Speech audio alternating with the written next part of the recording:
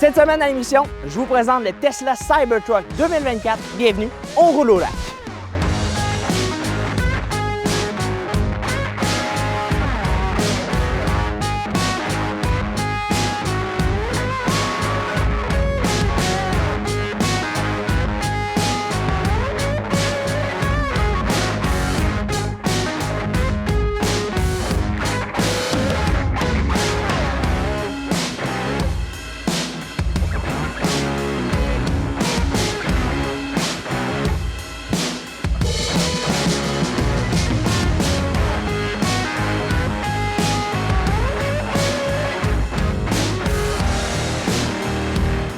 Cette semaine, j'ai décidé de conduire le Tesla Cybertruck dans des conditions qui sont assez froides, je vous dirais, mais j'ai surtout décidé de conduire ce véhicule-là parce qu'il y en a que très peu sur la route et c'est un véhicule qui m'intriguait comme bien des gens.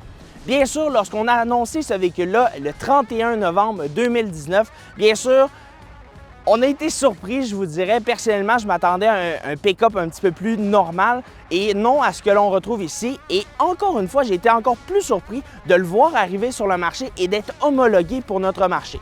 Bien sûr, on arrive avec des designs qui n'ont rien à voir avec des camionnettes conventionnelles, des formes qui sont très droites sur ce véhicule-là et même certains éléments qui peuvent même être assez tranchants. Et ça, bien, ça m'a assez surpris, je vous dirais.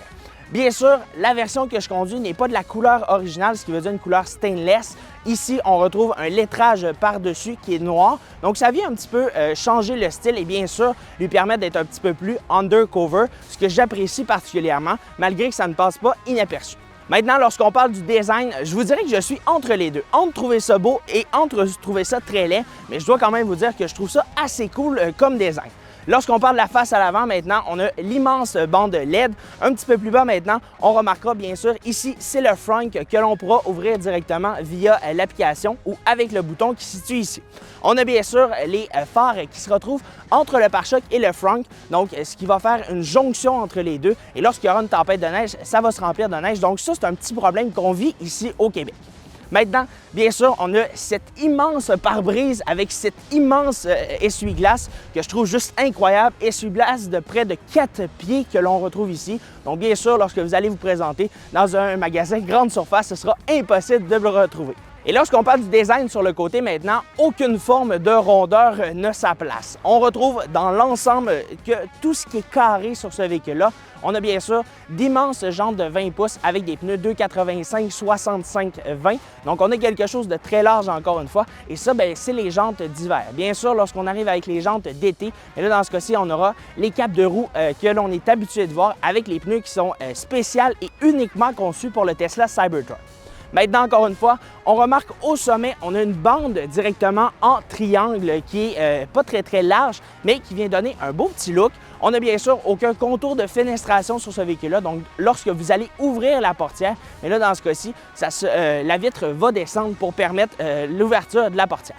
Maintenant, lorsqu'on descend un petit peu plus bas, on remarque rétroviseur qui est lui aussi triangle. On a bien sûr des formes qui sont très droites sur ce véhicule-là. Et oubliez ça, si vous voulez avoir quelque chose de rond le moindrement, bien, c'est pas le Cybertruck que ça vous prend, ça c'est certain.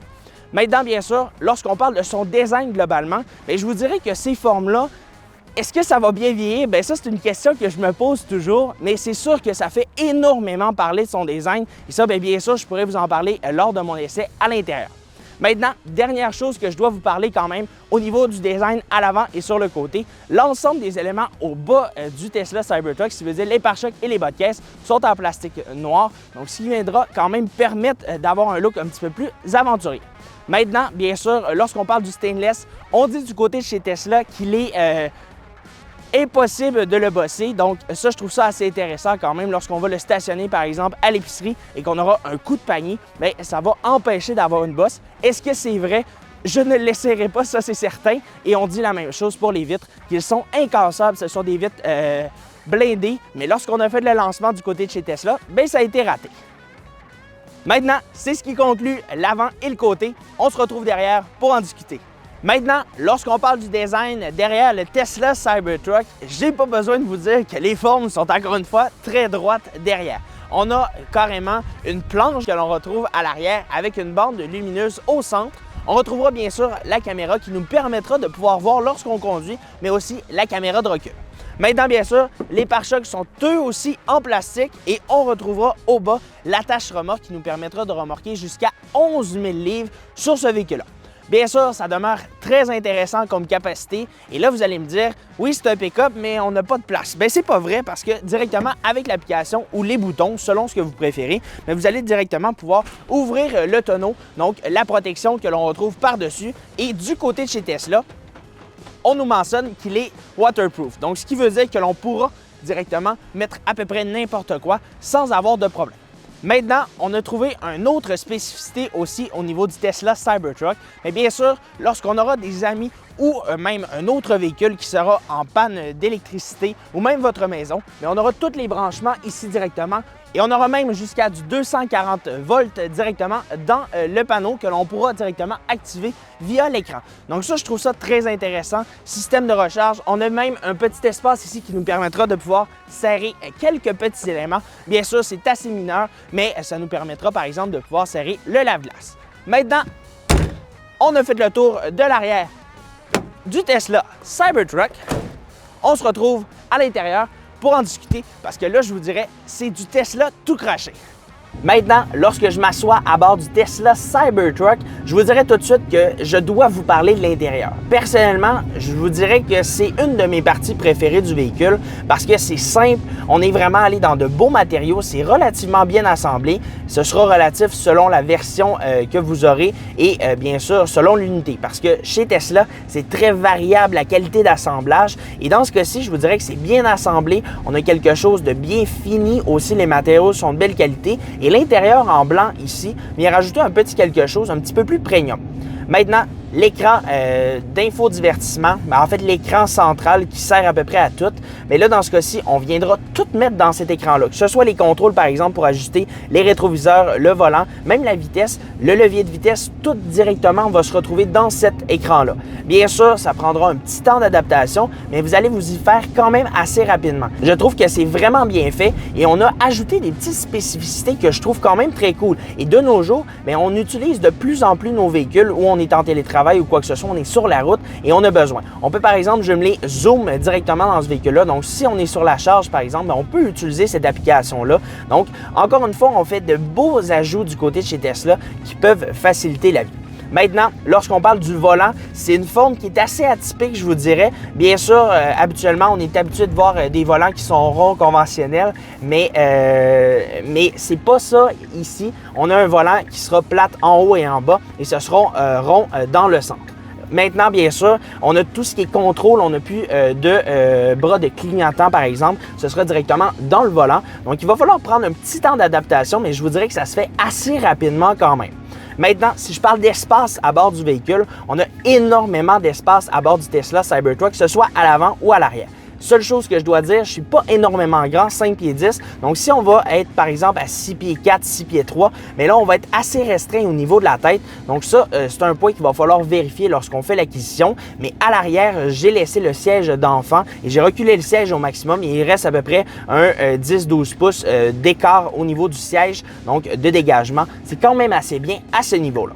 Maintenant, lorsqu'on parle du Tesla Cybertruck, c'est un produit qui attire énormément l'attention et vous avez dû voir mon petit sourire lorsque j'ai commencé. Il y avait quelqu'un en avant de moi qui a commencé à filmer directement le camion. Donc, dès lors qu'on arrête quelque part, dès lors qu'on commence à rouler avec ce véhicule-là, il y a des questionnements, les gens regardent. Bien sûr, il y en a beaucoup qui savent qu'est-ce que c'est, mais il y en a beaucoup qui n'ont aucune idée de quoi il s'agit. Il y en a qui pensent que c'est construit à la main. J'ai par exemple arrêté me chercher un café ce matin et dès lors que j'ai rentré à l'intérieur, on me pose des questions.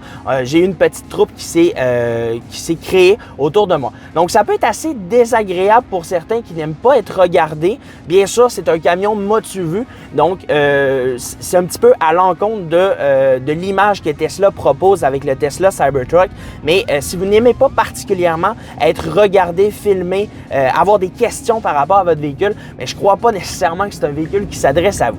Maintenant, encore une fois, il y a encore des gens qui viennent de prendre des photos, mais bref, on passe à autre chose. Au niveau de la puissance que l'on retrouve avec le Tesla Cybertruck, deux versions sont offertes. Bien sûr, actuellement, on arrive avec des versions Fondation, donc la version First Edition, qui est une version que je trouve très bien, 600 chevaux, 525 livres-pieds de couple, donc on a une puissance qui est très bien. Bien sûr, on pourra faire le 0-100 km/h en 4,7 secondes.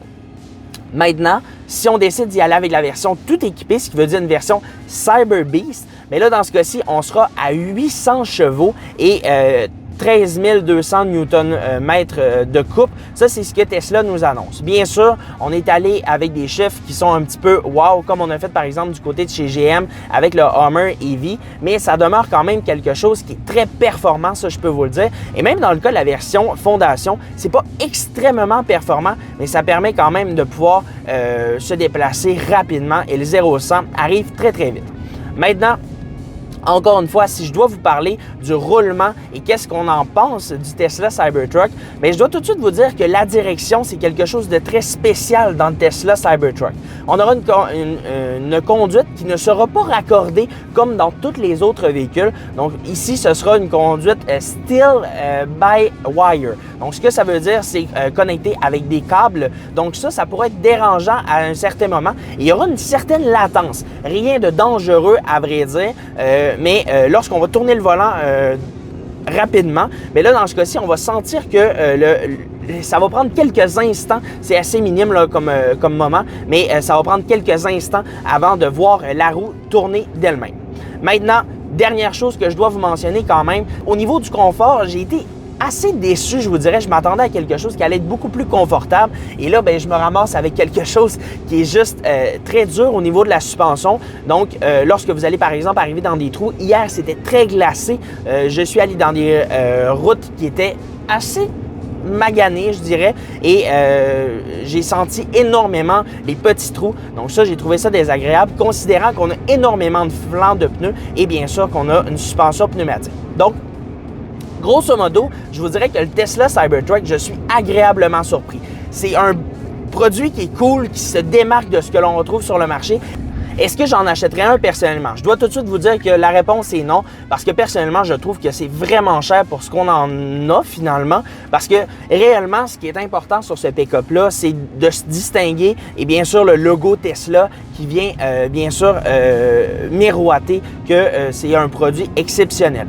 Bien sûr, lorsqu'on prend le volant de ce véhicule-là, j'ai pas été flabbergasté, j'ai pas trouvé que c'était exceptionnel personnellement. J'ai trouvé que le Chevrolet Silverado, que le Ford F-150 Lightning Platinum, qui est une version tout équipée, mais ce sera mieux que ce qu'on retrouve ici. Donc, c'est pas pour dégrader le modèle, mais sérieusement, j'avais peut-être des attentes qui étaient trop élevées par rapport à ce que Tesla nous offre et je vous dirais que je suis un petit peu déçu. C'est plate à dire, mais c'est ça. Bien sûr, lorsqu'on parle de prix, 137 900 $ pour la version de base, on pourra avoir quelques petites options qui pourront se jumeler à ce véhicule-là, comme par exemple le prolongateur d'autonomie qui sera ajouté pour 2025, 22 000 $ en option pour la version traction intégrale. Et là, dans ce cas-ci, on viendra être en mesure d'obtenir 750 km d'autonomie plutôt qu'en obtenir 512 avec le modèle LS.